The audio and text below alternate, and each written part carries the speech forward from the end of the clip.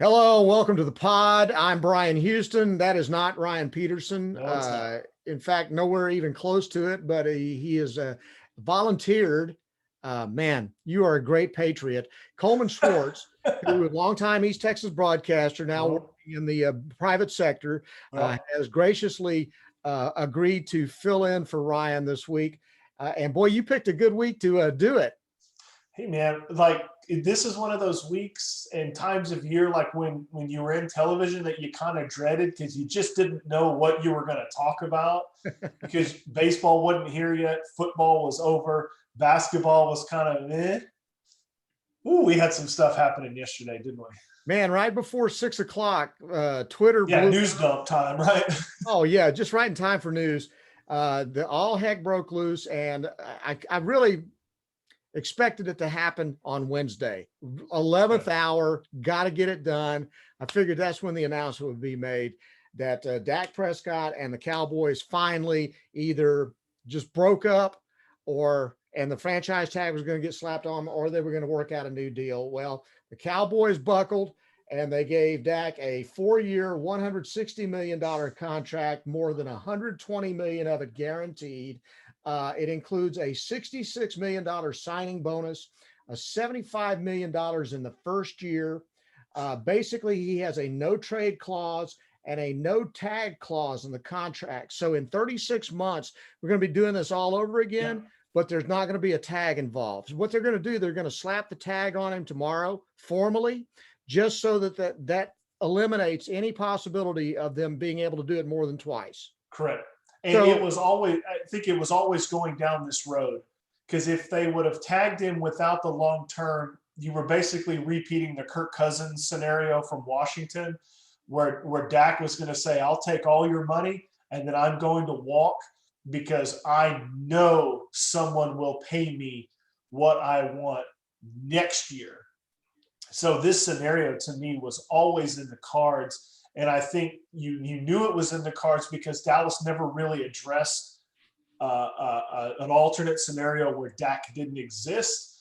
Andy Dalton, nice story, not a starter in the NFL anymore. They didn't draft anybody. They didn't free agent. They never got a replacement in the last 2 years that made you think that they had thoughts to let Dak walk. And the best thing, I was thinking about it on the ride in this morning. This sounds terrible.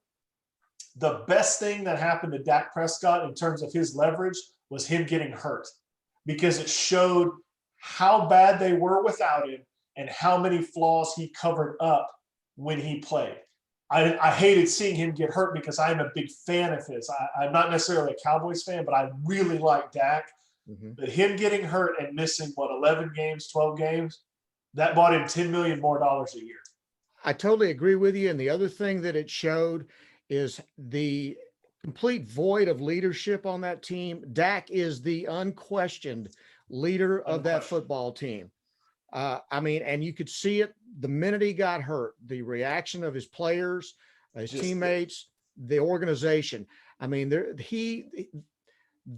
you realize then that he was the heart and soul of that football team, both offensively, defensively, special teams, because there's just nobody else. There is nobody It was else. amazing to me how the loss of the quarterback made the defense worse. Like he literally carried everyone's ability to play.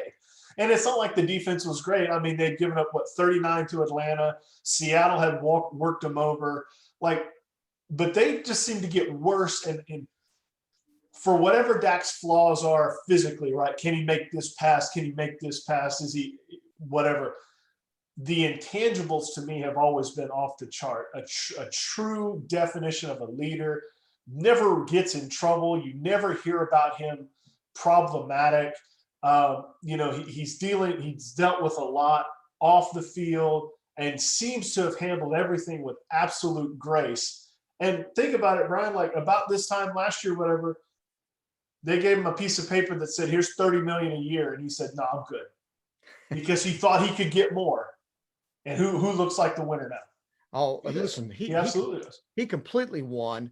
The thing that's hard to get your mind around is the fact that he now is basically making the same amount of money as Patrick Mahomes. Sure. Okay. Now, nobody is sitting here saying that Dak Prescott is as good as Patrick Mahomes. Okay. But I think he's a lot better than a lot of Cowboys fans give him credit for being. And I Correct. remember quarterback hell between Troy Aikman retiring and Tony Romo coming on, and the line of trash that played behind center for that gap of years, from Quincy Carter to Ryan Leaf to, you just go down the list of the garbage that played quarterback until Romo finally took over. And the Cowboys had no plan B. I mean, Yeah. if they don't sign Dak, they got to find somebody in the draft, and that's a flip a coin proposition. That's 50-50 anytime. You hit the nail on the head. One of the fatal flaws is the comparison, or the idea that the quarterback who is paid the most is the best. Now, in this case, if you go like average, depending on what metric you look at, Patrick Mahomes, not only is he compensated, but he's also the best. But there's a flaw in the thinking that because you're way up here in payment, you have to be way up there in production. That's not necessarily the case. I put on Twitter yesterday, and everybody seemed to agree with me. Your value, a player's worth is what the owner will give them, not what he is compared to other players. Jerry Jones thinks Dak Prescott is worth $160 million. That is what his value is, not what I think it should be, or you, or anyone else. And I hate the comparison of, oh, well, Ryan Tannehill makes That's great. You can't compare the two, because guess what, Brian? In 3 years, Dak will go from number 2 to number 10. And this deal will look like a steal. Same with Patrick Mahomes. As all of these new guys get new contracts, what's Lamar Jackson going to get now? Because he's looking at that going, I'm better than him. Give me more than that. The Ravens hate this deal because now they've got their own guy going, I want that. Yeah. I want. And in the next 12 to 18 months, we're going to see this will get passed. Baker Mayfield's going to be up for a contract. Yeah. Josh Allen's going to be up for one. Allen, no, nobody's sitting here going, Baker's better than Dak. I don't think that's the case. No. Josh Allen might break everyone's bank because that guy is good. And we're talking about Buffalo having to come up with that kind of money. Yes. And that's not Dallas. Yeah. No, every team that's got a quarterback that's due in the next 18 to 24 months that's worth a crap really hates this deal, because now this is the bar. Well, this is the bar for a top 10 quarterback, but not a 1 or 2, but a top 10 to 12 guy who Lamar's going, that's me. Josh Allen, that's certainly me. A couple other guys going, that's us too. We want that. Well, and you're seeing now something just so unprecedented in the NFL, where these teams now, they cut bait on quarterbacks. I mean, you look at what happened with Goff and with Carson Wentz and Deshaun Watson. I mean, we're talking franchise quarterbacks. Yep. Now, I don't necessarily believe that Wentz or Goff is all that. Prescott, to me, is by far a better quarterback than those two guys. But the bottom line is they got paid. They got paid in their Remember when Jared Goff was the highest paid quarterback in the league? Yep. Nobody thought he was the best quarterback. He probably wasn't even a top 10 guy.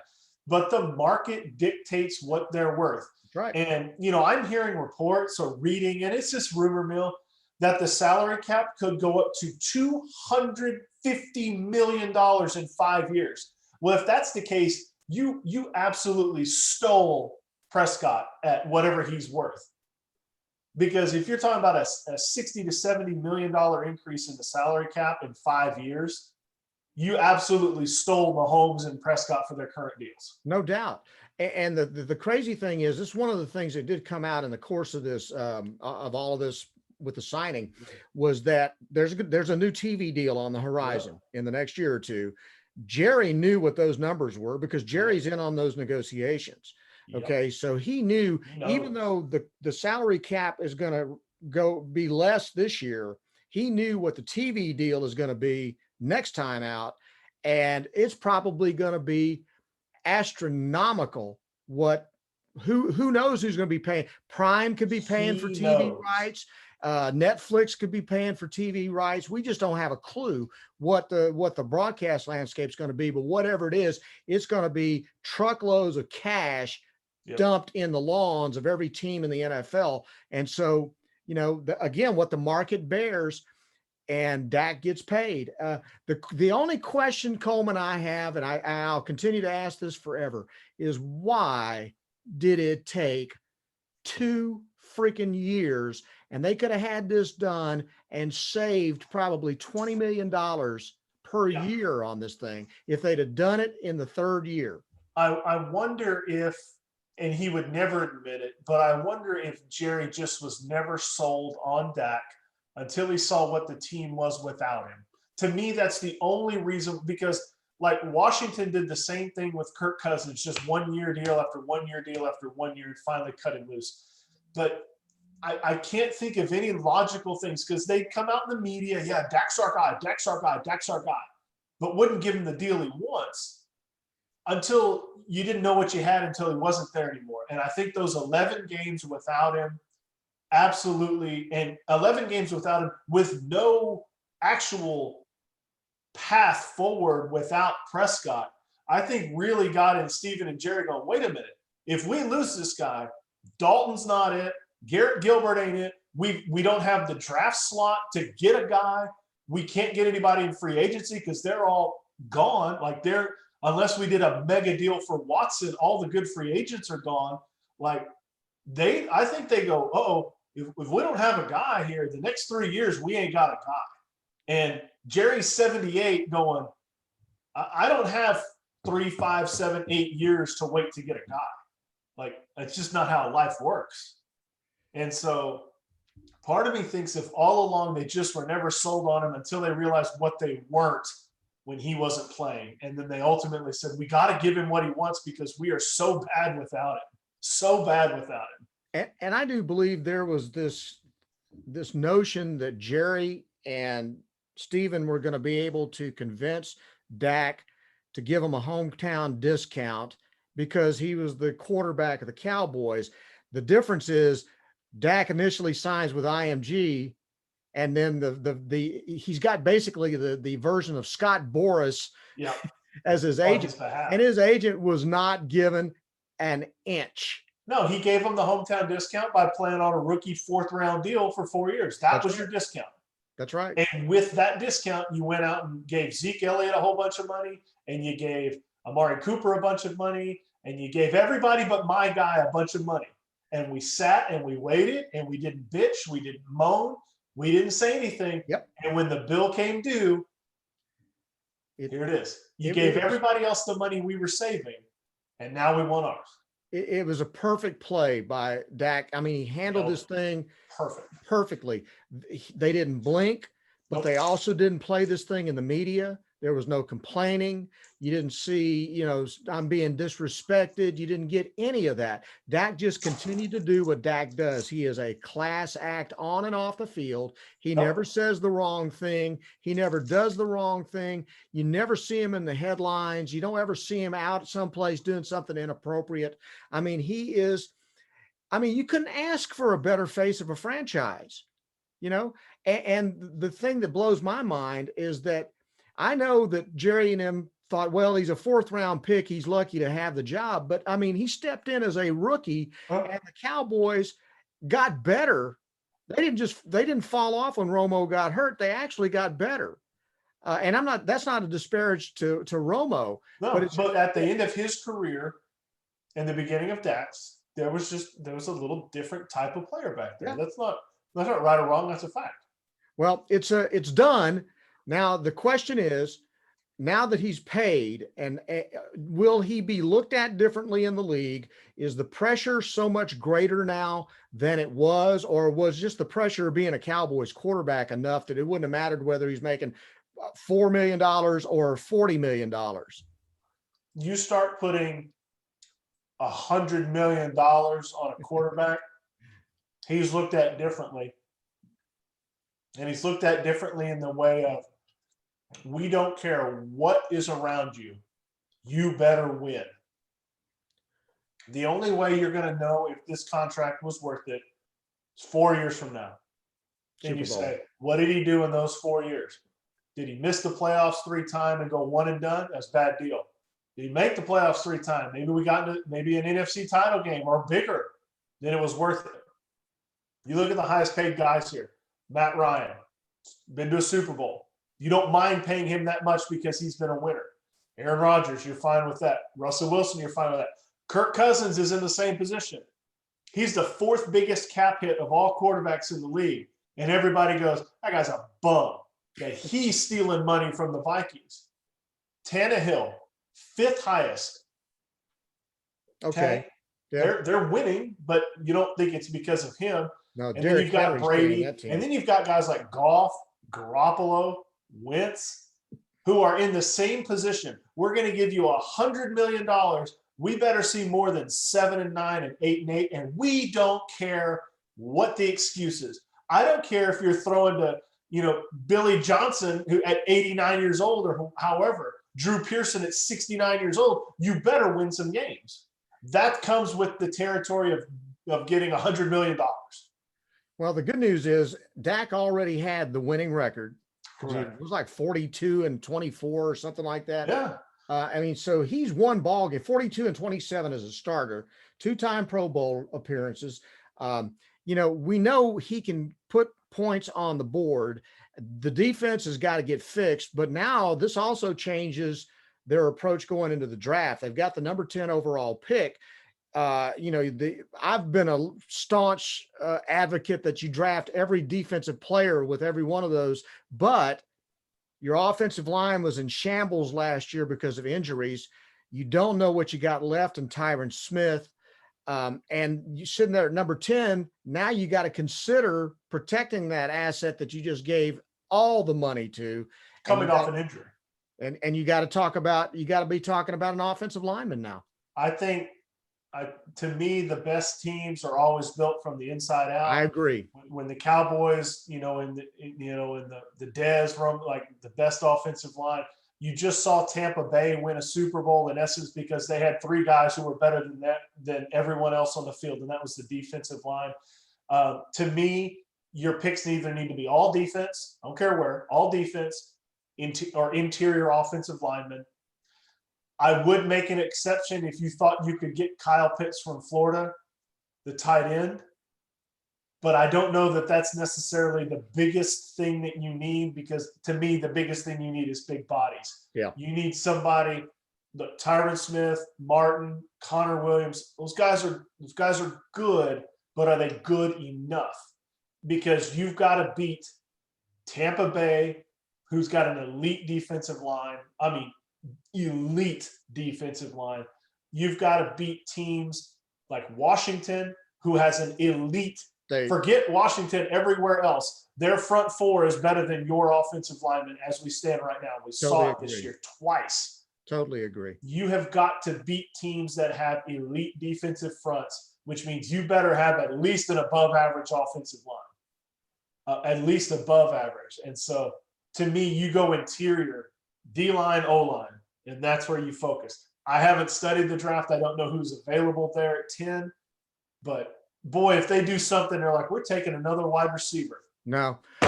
What are we doing? What are we doing? Yeah, I totally agree with you. I mean, one of the things I always loved about the New York Giants, not my favorite team, but the Giants could have 4 All-Pros on their defensive line. If there was a defensive lineman sitting in the draft as the best player available, they took him. Yeah. They never were without, they had double rotation defensive linemen, and they won 2 Super Bowls by doing that.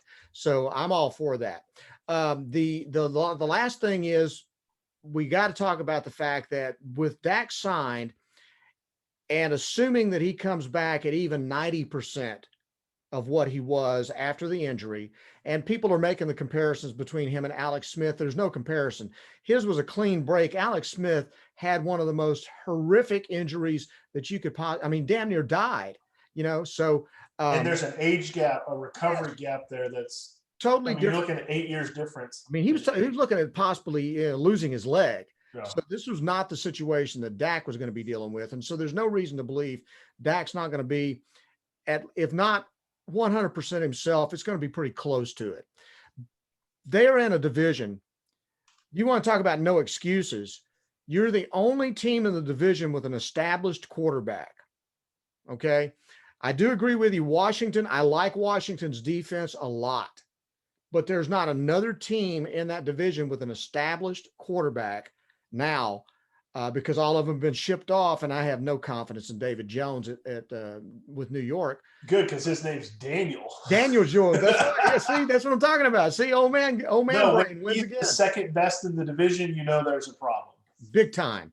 So that even more. I mean, the bottom line is you can go 8-8 and win the NFC East, and then once you get in the playoffs, anything can happen.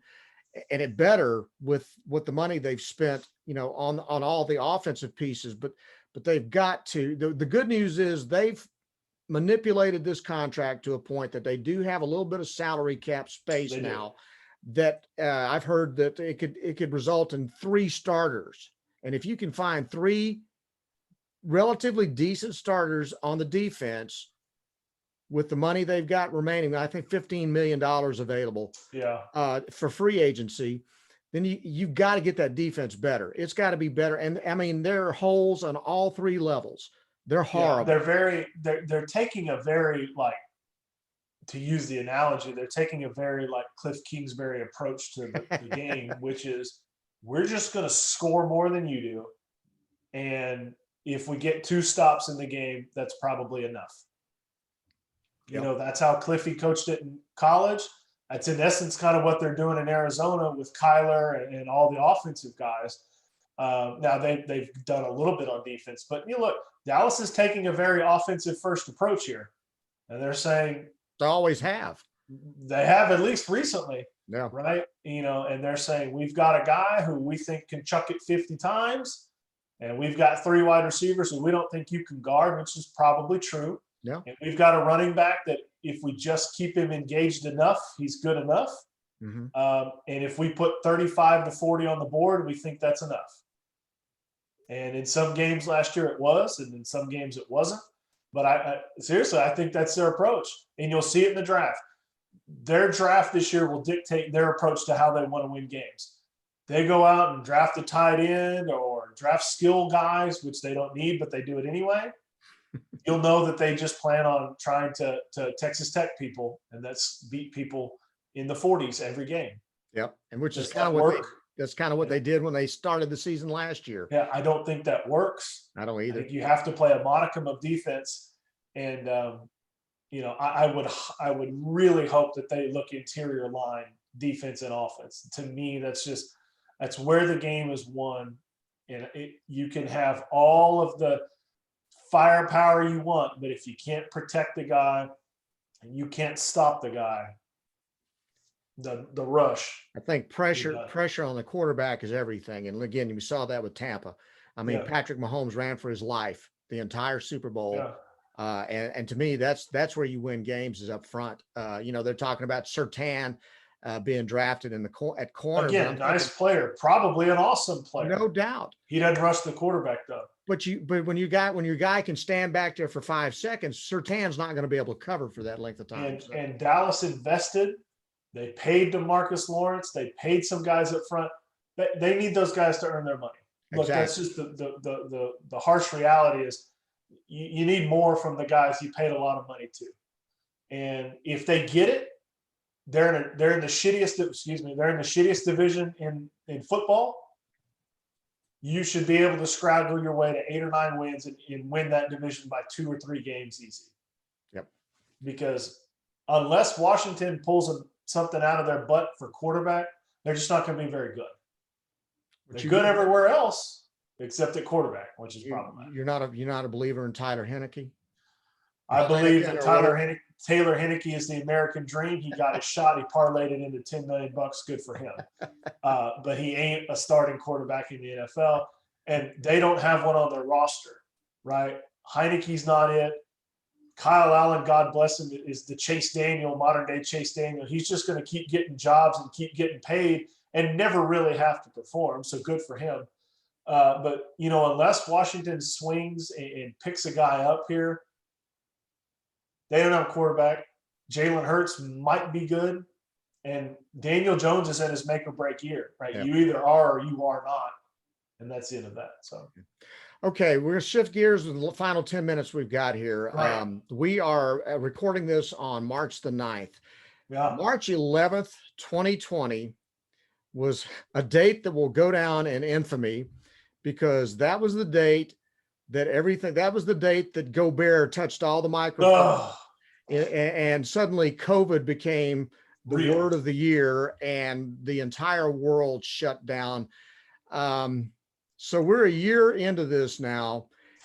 We finally are starting to see vaccinations. We're starting to see a possibility that we might come out of this sometime in the next 6 months. I hope and pray. Yep. What's life, as far as you're concerned, how much has the last year impacted you and your wife and your two small children?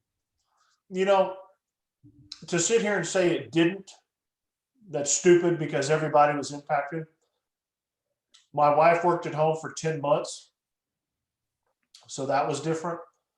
We shut down here at work for about 2 months and then came back. Obviously, we still follow protocols, have a mask. We try to be recognize everyone.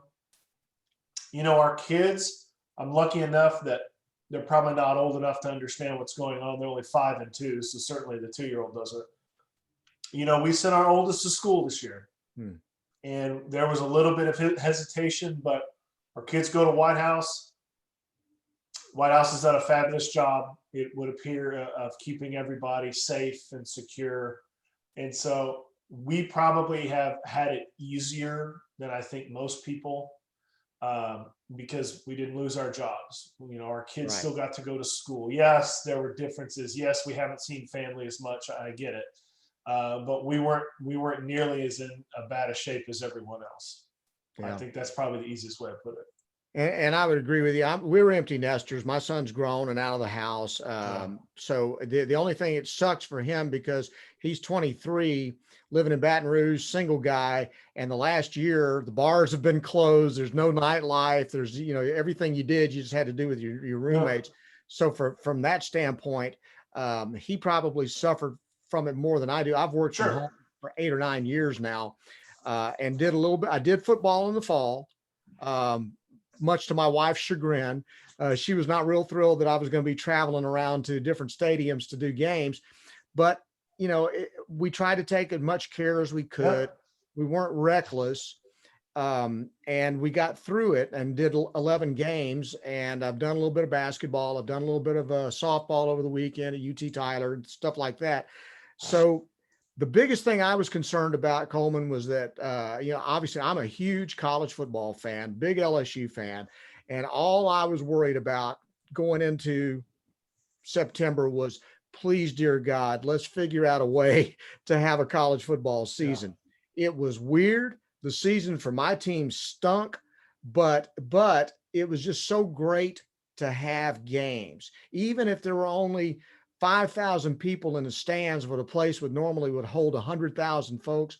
It was just such a relief to have some sense of normalcy with college football, the NFL working like they did to try to get games in, to actually have the Super Bowl start on time, to have the college playoffs. And as complicated as all that mess was, and we're even seeing right now, the thing that's most concerning to me is I know that our governor has opened things back up, and a lot of people think that's absolutely what ought to happen. But at the same time, we're watching college basketball teams constantly having to shut down for 3 weeks at a time. Baylor just did that.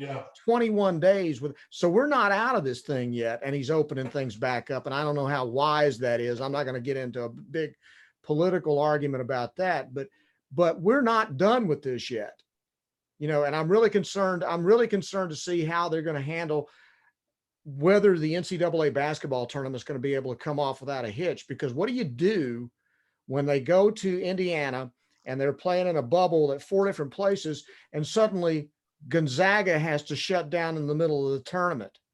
What are you going to do? I think, first of all, I think every league that figured it out, you can say what you want about the commissioners of the league Goodell, Gary Bettman, and some of these people who are generally looked down upon, right? Like everybody thinks they do a terrible job. They did a hell of a job getting their seasons in. They did. Their players got paid. Their owners made their money. The fans generally had something to cheer about. There was no better sense of normalcy than bitching and moaning between A&M and Ohio State for the fourth spot. You were like, we are so back to normal because this is what we would have done. Yeah. So like every college school that played, my alma mater at Stephen F. Austin got 11 games in. Mm-hmm. They got 11 games in. Sure, there was a postponement here, but they got them in. And I think I think the kids, and by kids I mean the college athletes, right, generally went pretty well unaffected by it. Those that got it seemed to come out okay on the other side. I haven't seen any stories of really, really tragic things, which I think was the fear all along, is that some kid would get it and we would have a worst case scenario where they wouldn't make it. Right. I think for the most part we've made it through. But you're right. Like, you're coming up on conference tournament time now. And so I'm looking at the date. You're going to play conference tournaments this weekend, and then you're going to try to bubbleize these teams next week. Yep. Well, if we know anything about virus and whatnot, if they contract it this week, they're not going to show, but they will show next week. And you're right. What happens? Forget like naming a school. What happens when it's like in the Elite Eight, right, or the round of 16, and you go, wait a minute. Now we got a forfeit. School X can't play this weekend. Right.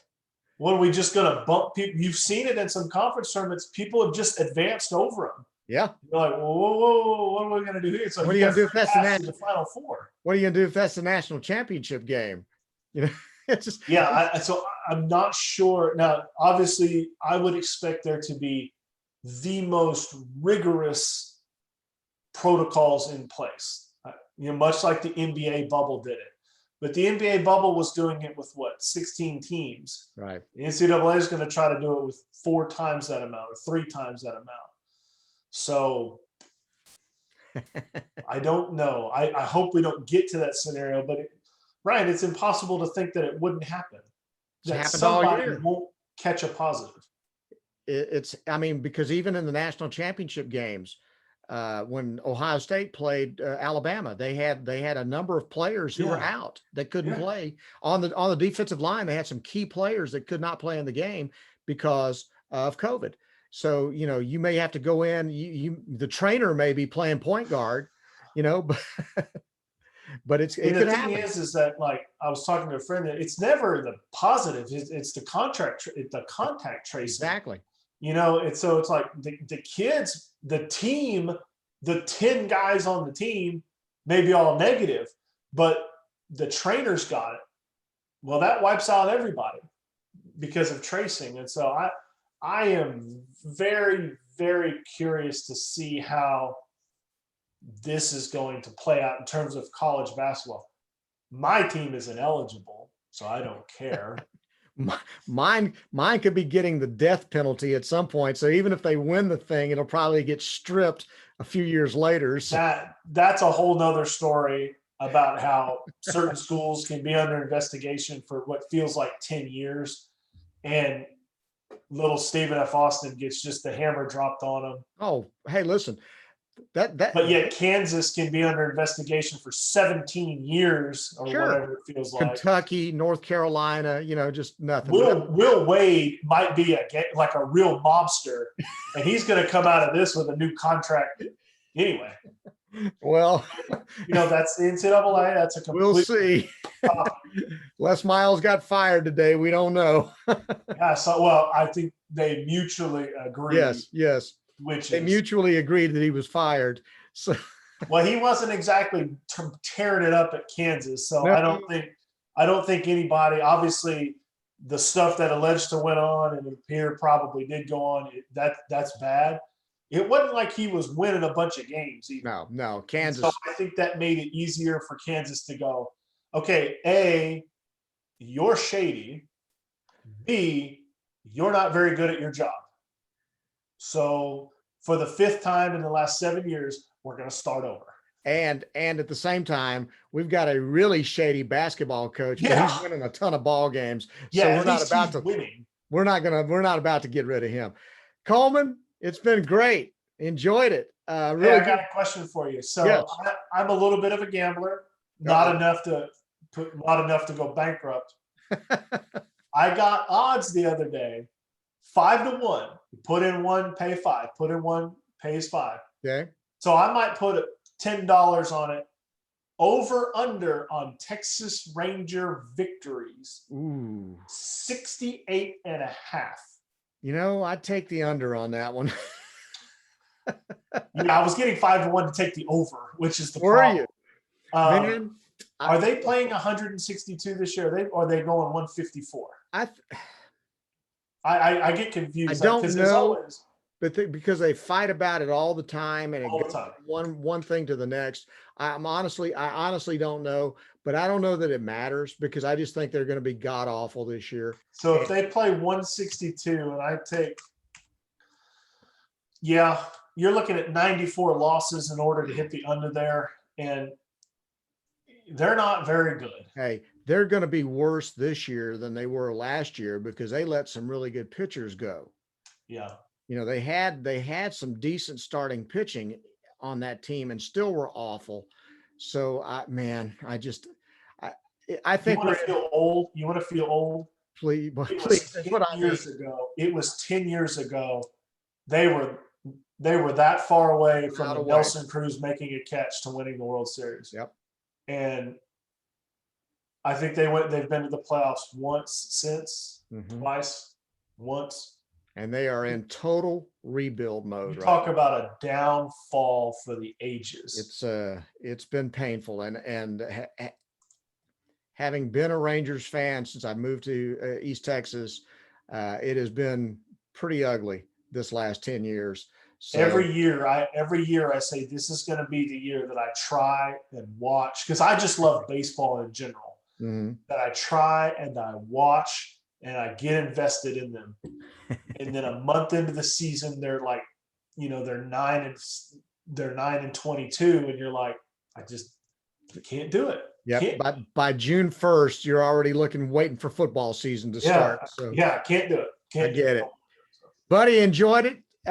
Take care. My best to your family. And we'll do this again. Really enjoyed doing it with you. And so it's just a bunch of old local TV hacks. Hacks is right. Hacks with an opinion that doesn't matter, but we're going to say that. Well, for all 5 of the people that watch this thing, it matters. Okay. And 2 of them are me. All 5 of them. Okay, so we post this thing normally on Tuesday, so I'm going to try to get it out today. Ryan should be back next week. He's in a transition, so we're not quite sure what the future of this thing holds. So anyway, we do appreciate the 5 of you who watched. I can't even say my mom and dad watched because they've been gone for years. So, so I mean, I'm out of family at this point. So my wife won't even watch it. So, but I did enjoy it, and I appreciate you sitting in for Ryan Coleman Schwartz. So be sure and subscribe to my YouTube channel, and you get notifications on when all this great intelligent insight comes out, and we'll rock your world. That's a hell of a tease. That's it. All hey, right, real quick, we didn't cover it, and I doubt anybody's watching anymore because we're 45 minutes in. Do you think Deshaun Watson is traded this year? Does he play football this year at all? I think he plays. I don't think he plays in Houston. But the problem is he's lost the leverage in terms of suitors because I think the Jets and the Bears are the only 2 left that have any kind of capital to trade. I think as long as you got a draft coming up, you got a window there. Now, I can't believe Houston can't fix this. But it is so beyond broken right now and with JJ Watt leaving, I just don't see Watson. I think Watson's lost the will to live as far as Houston's concerned. So anyway, we'll talk about that another time. Hey, thanks again, man. I appreciate it. Bryan and Ryan, Coleman Schwartz filling in. I hope you enjoyed it, and we will talk to you next time. See you, Bryan.